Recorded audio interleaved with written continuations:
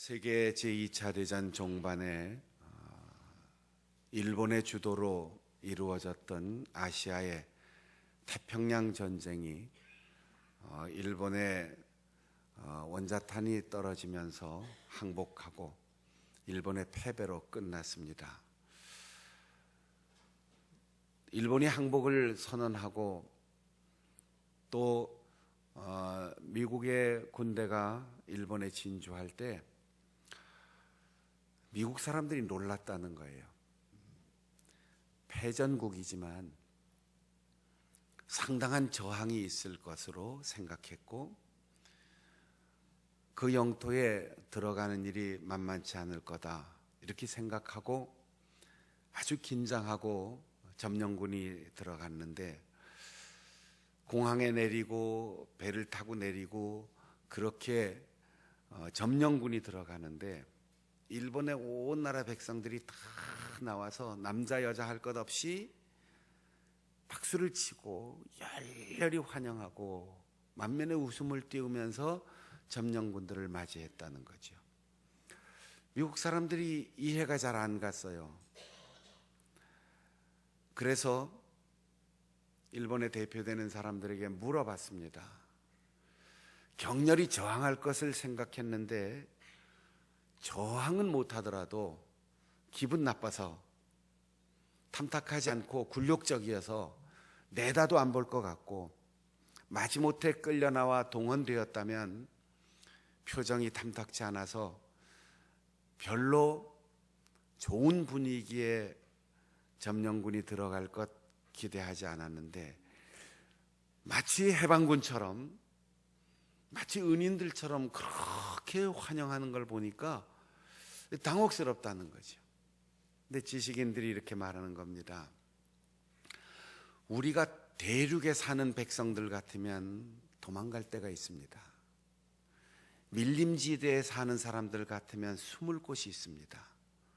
섬에서는 더 이상 도망갈 데가 없습니다. 그리고 우리 섬에서 탈출한다 할지라도 태평양이 가로막고 있는데 우리는 갈 데가 없습니다.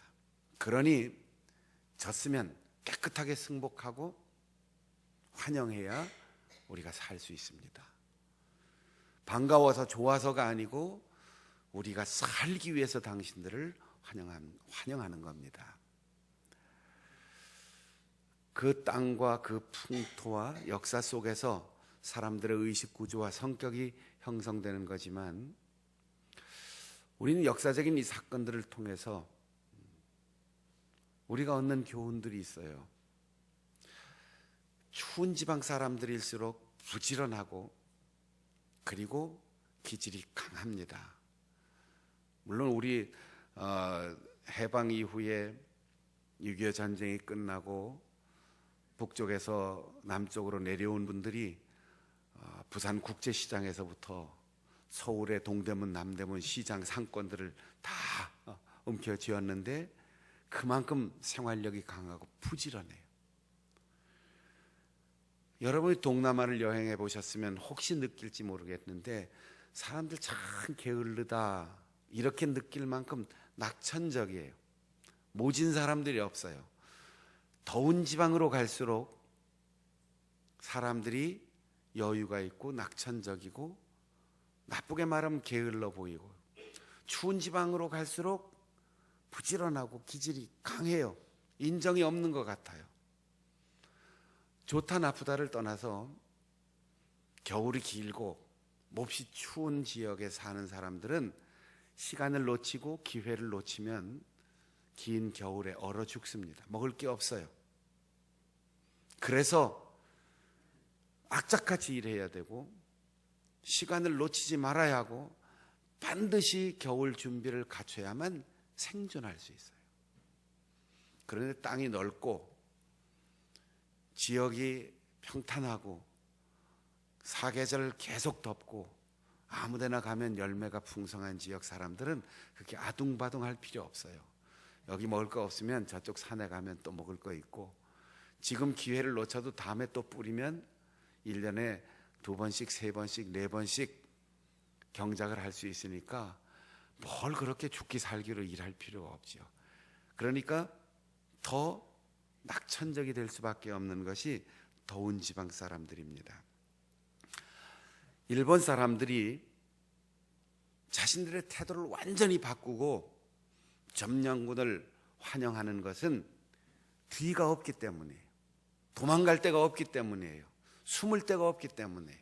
그래서 가장 비굴하고 약해 보이지만 그것이 생존 수단입니다. 끝없는 대륙에 사는 사람들은 계속해서 저항합니다. 항복이라는 게 없어요. 옮겨가면 옮겨가는 대로 다 땅이 있으니까 걱정할 것 없고 산 넘어가면 피신할 때가 있습니다. 우리가 한 개인의 삶에도 어쩌면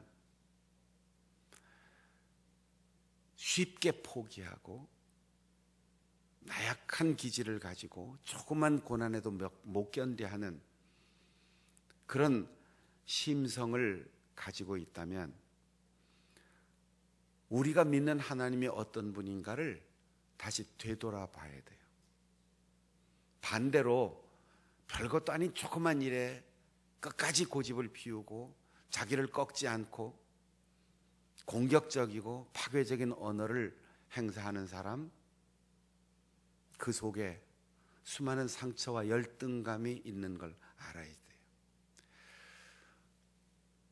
자기 속에 든든하게 뭔가 들어있는 사람은 여유가 있어요. 누가 뭐라고 해도 화날 게 없어요. 고집 부릴 것도 없어요.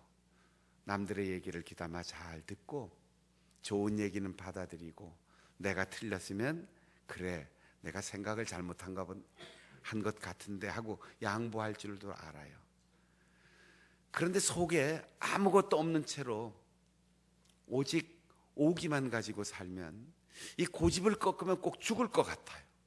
내가 양보하고 남의 얘기를 들으면 내가 무능한 것 같아요. 그러니까 양보할 줄 모르고 무엇을 하든지 반드시 이겨야만 돼요. 그리고 남들이 나보다 못한 것 같이 여기면서 살아야 자기가 남보다 훌륭한 사람이 된 것 같은 착각을 갖게 되는 거죠. 이스라엘의 역사 속에서 이스라엘은 다윗과 솔로몬 시대 외에는 근동 지역에서 커다란 왕국을 형성하거나 대단한 제국을 이룩한 적이 없습니다. 성지순례 가보신 분들은 보았겠지만 다윗 성이 어떻고 솔로몬 성이 어떻고 그래 봐야 그 별거 아니에요. 나무도 별로 큰 게 없고 남은 유적이라고 그래 봐야 우리가 신앙으로 보니까 참 뭐 대단하다 이러지만 애들 소꿉장난한 것 같죠. 유럽의 문화나 그리고 중국이나 오래된 동양의 왕국, 남미의 유적 이런 데 비하면 이스라엘 별것도 아닙니다.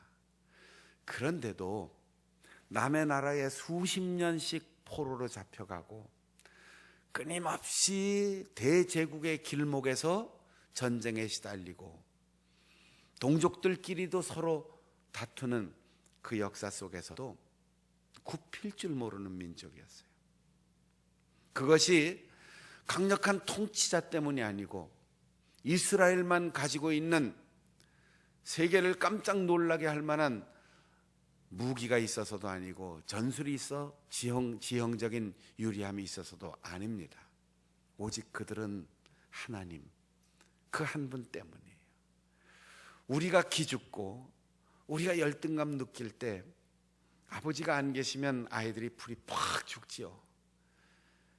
그런데 아버지가 집에 들어오고 어머니가 집에 들어오면 아이들이 갑자기 기분이 좋아지고 어깨를 으쓱하고 힘이 나지요. 내 뒤를 책임질 분이 있다는 거죠.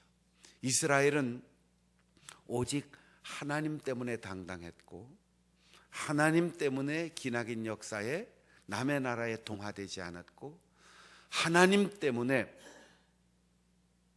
변절하지 않고 하나님 때문에 포기하지 않고 하나님 때문에 끝까지 기다릴 수 있는 민족이었습니다. 오늘 이 짧은 본문에 시인은 이렇게 고백합니다. 여호와께서 다스린다.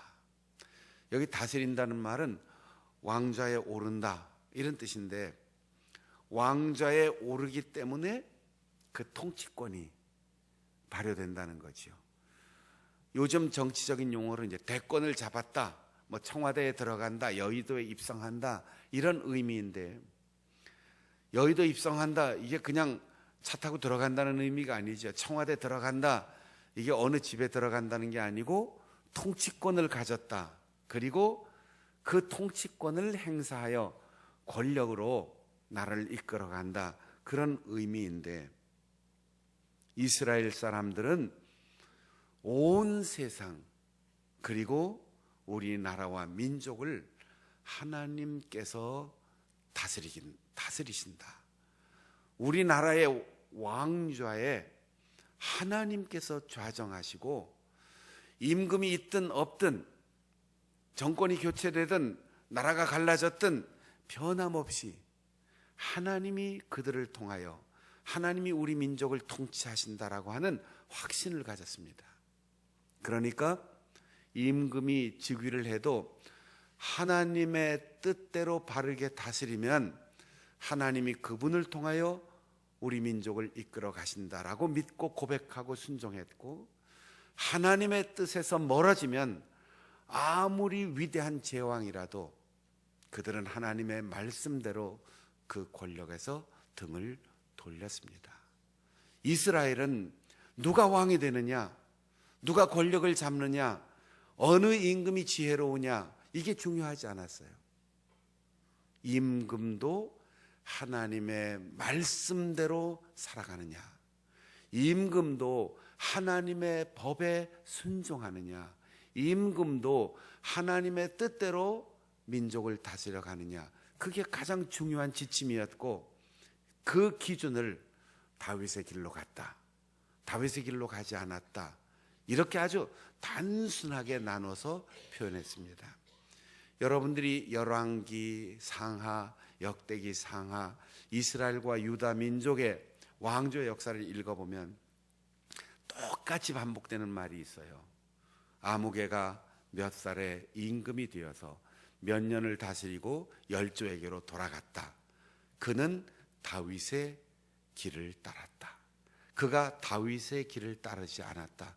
딱 이게 기준이었습니다. 그 임금이 성을 얼마나 크게 넓히고 지었느냐, 영토를 얼마나 넓혔느냐, 전리품을 얼마나 거두어 드렸느냐, 농사를 잘 짓게 했느냐, 이런 게 기준이 아니에요. 요즘 말로 하면 정치, 경제, 사회, 외교, 안보, 교육, 그 어떤 분야도 하나님의 말씀대로 다스렸느냐 하는 기준을 넘어서는 게 없다는 거예요. 하나님의 뜻대로 섬겼느냐. 그래서 이스라엘은 다른 나라와 구별되는 것이 임금도 법을 만들지를 못했어요. 임금도 자기 마음대로 권력을 행사하지 못했어요. 오직 임금도 하나님의 법에 순종하고 하나님의 말씀대로 그 나라를 다스려야만 했습니다. 그렇다면 이스라엘이 고백한 것처럼 내 개인의 인생과 그리고 우리 민족 교회와 이 나라 이 민족을 하나님께서 다스리십니다, 이렇게 고백한다면 우리는 아무것도 걱정하거나 비굴할 것이 없습니다.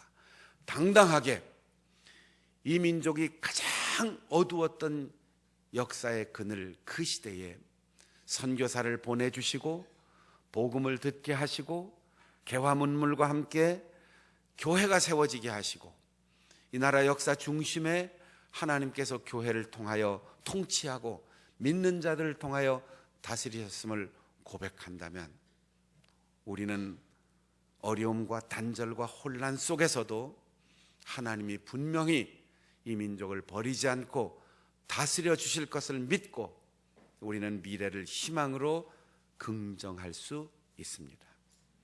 비굴하지 않았어요.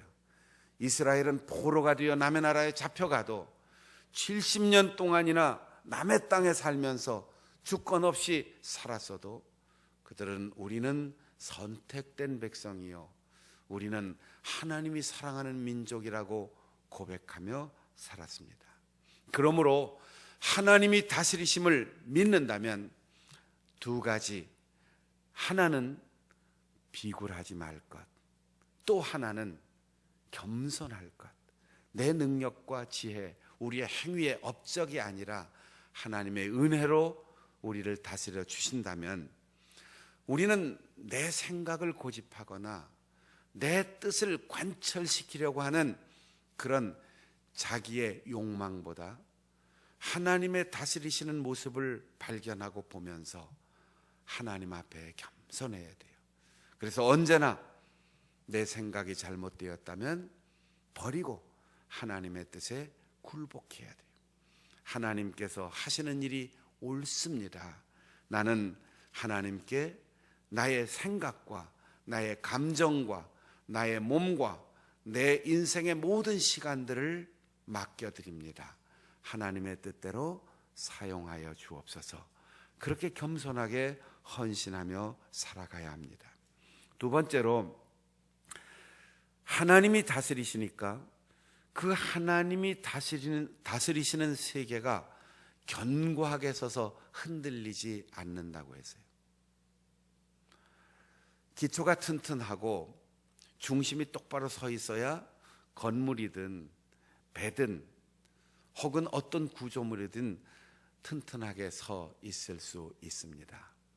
하나님께서 말씀의 기초를 깔고 그 기초 위에 나라를 세우시고 성을 세우시고 성전을 세우시고 종교 제도를 세우시고 말씀을 세워주셨는데, 하나님을 믿는 이들은 흔들리지 않는다고 했어요. 우리는 쉽게 흔들립니다. 내 생각대로 되지 않으면 마음이 흔들리고 정신이 오락가락해요. 다리가 후들후들 떨려요. 그리고 이리 갈까 저리 갈까 망설이게 됩니다. 그러나 여러분, 아무리 어려운 일이 있고 아무리 힘든 상황이 다가오고 이해할 수 없는 일들이 일어났고 내 생각과 동일하게 결과가 오지 않았어도 하나님께서 다스리시는 세상임을 믿고 하나님께서 나를 받아주시고 하나님께서 나를 자녀 삼아주셨다는 사실을 확신한다면 마음이 흔들릴 것 없습니다. 내가 이해되지 않고 내가 용납할 수 없는 일이지만 하나님께서 나에게 주신 믿음의 길을 꿋꿋하게 걸어간다면 지금 여기서는 보이지 않아요. 우리가 기차를 탈 기회가 요즘은 잘 없는데, 저는 어린 시절에 중앙선 타고 기차 타고 쭉 강릉 쪽으로 가면 굉장히 긴 터널이 있었어요.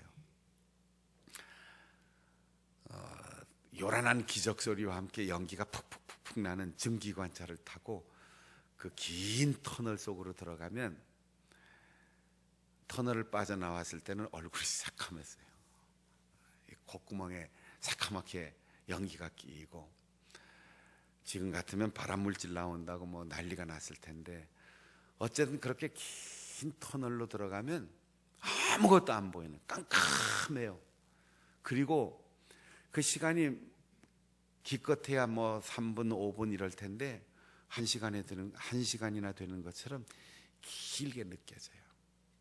그 긴 터널로 쑥 기차가 들어가면 바로 앞에 있는 사람도 보이지 않지요. 냄새 나지요. 꽥 하는 소리가 막 귀를 찢는 것 같지요. 금방 죽을 것 같아요. 그래도 눈 감고 가만히 기다리면 내가 노력하지 않아도 저쪽에서 출구가 환하게 빛을 내면서 다가옵니다. 다가오는 게 아니라 내가 가는 거죠. 여러분, 우리의 인생에 그런 암흑길을 만날 때가 있습니다. 출구가 보이지 않는 고난에 봉착할 때가 있습니다. 저에게 상담하러 오는 교역자들이나 선교사님들 만나면 제가 언제나 한결같이 그들을 위로해 주는 말이 딱 한마디입니다. 출구가 보이지 않아도 출구가 있다. 몸부림치지 않아도 출구는 온다. 조금만 참고 기다리면 출구가 보입니다. 따라해 보겠습니다. 출구가 보이지 않아도 출구는 있다. 출구는 보이지 않아도 출구는 있다.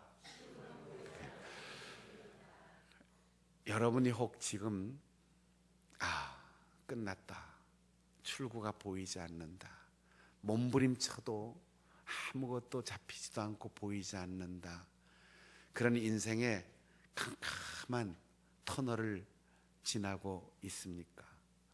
또 앞으로 우리가 인생을 살아가는 동안 내가 예기치 못했던 암흑과 같은 터널 속에 들어갈 때도 있어요. 그때 기억하십시오.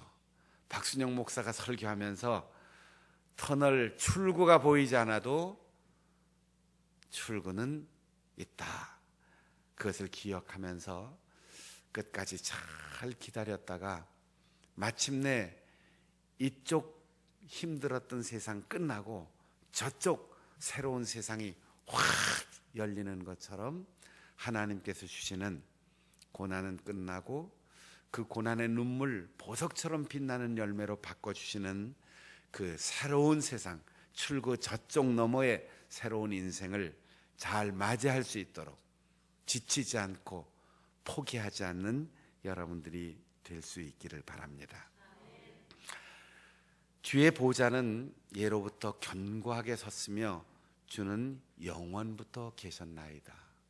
우리는 하나님을 가끔 새로 태어나게 하는 재주가 있어요. 하나님을 자꾸 잊어버려요. 하나님이 돌아가신 줄 알아요. 하나님이 안 계신 줄 알았는데 다 지나가고 나서 아이고 하나님 계셨네요. 우리가 기도할 때 살아계신 하나님 이렇게 기도하니까 어떤 분이 감히 인간이 하나님의 생사를 논하다니, 하나님이 살아있든 죽었든 그걸 인간이 감히 입에 올릴 수가 있어? 살아계신 하나님, 그런 외람되고 모독적인 표현을 하면 안 된다 그러는데, 성경에 있는 표현이기도 하지만 이방신이 사람의 생각의 산물이고 우상이 인간이 만들었기 때문에 생명이 없는 존재라는 뜻으로 우리 하나님은 인간의 상상의 결과나 인간이 만들어 놓은 것이 아니고 생명력을 가지신 분, 그래서 살아계신 하나님 이렇게 부르는 거죠. 그래서 우리가 하나님이 영원에서 영원까지 살아계시다라는 믿음을 가끔 잊어버릴 때가 있어요. 하나님 어디 가신 것 같기도 하고, 하나님이 새삼 안 계신 것 같기도 하고, 계셔도 나에 대해서 무관심하고 날 버리신 것 같고, 아이고 하나님 너무 오래 사셔서 이제는 늙으셔서 내 기도를 못 들으시나, 하나님도 바쁘실 텐데 뭐 내 이런 기도까지 들으실까, 그런 생각할 필요가 없다. 하나님은 어제나 오늘이나 영원토록 변함없으시고 그분의 보좌에 앉으셔서 다스리는데, 거창하게 세상만 다스리는 게 아니고 세심하게 나의 인생도 다스려 주신다는 거예요. 영원하신 하나님. 우리는 깜빡깜빡하고, 우리는 변덕스럽고, 우리는 흔들리고, 우리는 잊어버리지만 하나님은 한시도 우리를 잊지 않으세요. 우리의 영적 감각이 무뎌지고 우리의 머리가 어지러워지고 혼란스러워서 하나님을 잊는 것이지, 결코 하나님이 우리를 떠나거나 하나님께서 우리를 잊으시는 법은 없습니다. 따라해 보겠습니다. 하나님은 영원하십니다. 하나님은 영원하십니다. 하나님께서 우리를 다스리시고 흔들리지 않는 통치권을 가지신 그분이 한 1년만 있다가 은퇴하신다든지 5년 있다가 정권 교체가 된다든지 탄핵을 당한다든지 병들어 돌아가신다고 그러면 믿었던 사람들 얼마나 슬퍼할까요? 그런데 우리 하나님은 세상의 모든 정권이 바뀌고 제도와 사상이 바뀌고 지형이 바뀌고 산수가 다 뒤집어져도 하나님은 영원토록 변함없으십니다. 그 하나님이 우리 조상들의 하나님이셨고 그 하나님이 오늘 우리의 하나님이시고 내가 염려하며 걱정하지 않아도 참된 믿음과 사명을 이어받게 한다면 우리가 떠난 후 우리의 자녀들의 하나님이 되셔서 영원히 우리의 가정과 가문, 우리의 교회, 이 나라, 이 민족을 다스려 주실 것입니다. 마지막 절에 이런 표현이 있습니다. 주의 증거들이 매우 확실하고 거룩합니다. 하나님이 계신다고 내가 믿긴 믿는데 그래도 가끔은 의심이 들어. 하나님이 계시다는 것을 좀 봤으면 좋겠어. 오죽하면 이스라엘 백성들이 40일 동안 모세가 산 위에서 내려오지 않으니까 불에 타서 죽은 것 같아. 저 시내산 꼭대기에 저 불 번쩍거리는 것 봐. 안개 속에서 저렇게 불이 오랫동안 탔는데 모세가 살아있겠어? 우리는 모세를 우리를 인도하고 해방시킨 하나님처럼 생각하고 믿었는데 이젠 모세도 없으니까 하나님 만들자. 그리고는 금부치를 다 그 광야 생활 시작하는데 종살이에서 놓여 나와서 앞으로 갈 길이 먼데 얼마나 하나님을 눈으로 보고 싶었으면 그 절실한 욕구에 자기들의 금부치를 다 내놓은 거예요. 황금으로 송아지를 만들었다니 얼마나 자발적으로 많이 내놨겠어요. 요즘같이 우리가 풍요의 시대를 살면서도 헌금할 때마다 계산하면 아깝고 인색해지고 핑계 댈 것이 많은데 그 광야 메마른 땅을 출발하면서 앞으로 가야 할 길이 뭔데 금부치를 다 내놓고 그걸 불에 녹여서 송아지를 만들었어요. 그리고 이걸 우상이라고 그러지 않았어요. 이것이 애굽에서 우리를 인도해낸 여호와 하나님이다. 하나님을 보고 싶었어요. 그런데 시인은 말합니다. 시편 19편에 보면 하늘이 하나님의 영광을 선포하고 궁창이 그 손으로 하는 일을 나타내는도다. 매일매일 어제가 오늘에게, 오늘이 내일에게 말하고 밤에서 밤으로 하나님을 알만한 지식이 전달되고 사람이 쓰는 언어나 말이 없어도 들리는 소리가 없어도 하나님을 증거하는 소리가 온 땅에 가득하고 그 말씀이 세상에 선포되는도다. 여러분, 하나님의 존재와 솜씨가 청결한 양심과 순수한 눈을 뜨고 세상을 바라보면 다 보인다는 거예요. 핑계할 수 없다는 거예요. 매일매일 아침에 눈을 뜨고 저녁에 잠자리에 들고 다시 아침에 눈을 뜰 때 하나님이 우리의 선한 양심을 통하여 내가 오늘도 널 사랑한다. 내가 오늘도 너에게 기회를 준다. 내가 오늘도 너를 쓴다. 그 말씀을 우리가 들을 수 있다는 거예요. 이게 욕심으로, 아집으로, 그리고 두려움으로 눈과 귀가 닫혀버리면 하나님이 옆에서 말씀하셔도 듣지를 못해요. 여러분, 누가복음 24장을 읽어보세요.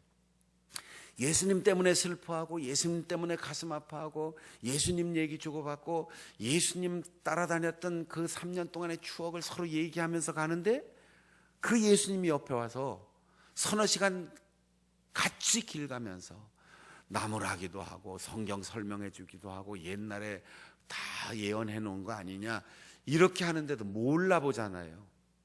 왜? 슬픈 감정에 딱 사로잡혀서 그분 죽었어, 부활했다는 소리도 있는데 여자들 호들갑 들어서 떠드는 거지, 살긴 뭘 살아, 이러고 가니까 부활하신 예수님 옆에 와서 얘들아 내가 왔다 이렇게 해도 못 듣고 못 보는 거예요. 그래서 제가 가끔 습관처럼 얘기하잖아요. 사람은 보고 싶은 대로 보고 자기가 듣고 싶은 대로 듣는다. 똑같은 자리에서도 듣는 게 다양해요. 한 사람이 설교했는데도 들은 얘기는 다 달라요. 자기가 보고 싶은 대로 보고 자기가 듣고 싶은 대로 듣는 거지요. 그러나 시인은 말합니다.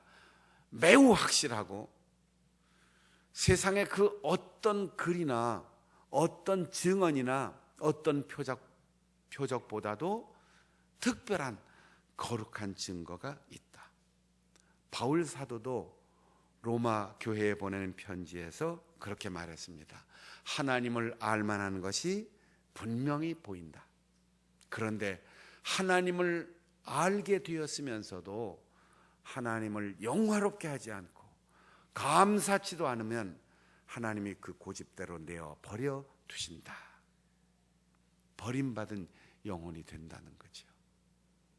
사랑하는 여러분, 하나님의 다스리심을 확실하게 믿고 나는 흔들리고 나는 두렵고 나는 변덕스러울지라도 흔들리지 않는 견고하신 하나님의 보좌를 믿고 어제 오늘이 아니고 잠시 동안이 아니라 영원히 변함없이 우리를 사랑하시고 우리의 인생길 동행하시는 주님의 존재를 믿고 선한 양심, 기도하는 성령 충만한 마음으로 우리가 눈을 뜨고 우리가 귀로 듣고 우리가 오감을 통해 감촉하는 모든 세상 사물과 사람들과의 만남을 통해서 하나님을 보고 듣고 느끼고 순간순간 하나님과 함께 살아가는 우리 성도들이 되시기를 바랍니다.